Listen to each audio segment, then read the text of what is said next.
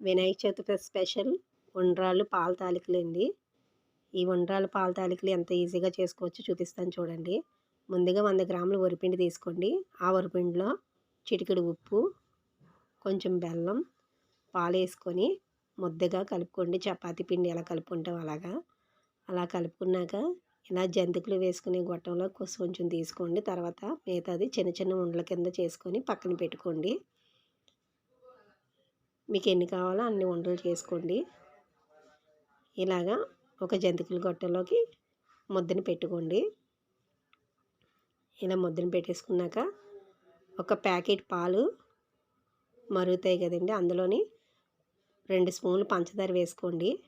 1 spoon dry fruits powder వేసుకోండి. మీకు తగినంత డ్రై ఫ్రూట్ పౌడర్ వేసుకోవచ్చు.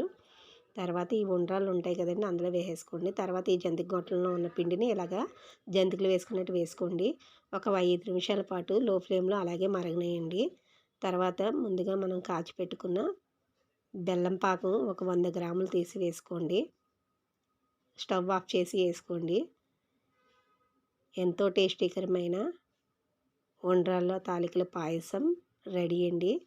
చాలా బాగుంటుందండి. చాలా చాలా బాగుంటుంది. చాలా టేస్టీగా ఉంటుంది. ఈసారి డ్రై ఫ్రూట్స్ పౌడర్ వేసి చేయండి. ఈ వీడియో మీకు నచ్చినట్టయితే లైక్ చేయండి, షేర్ చేయండి. మరికొన్ని వీడియోస్ కోసం మా ఛానల్ సబ్స్క్రైబ్ చేసుకోండి. Thank you for watching.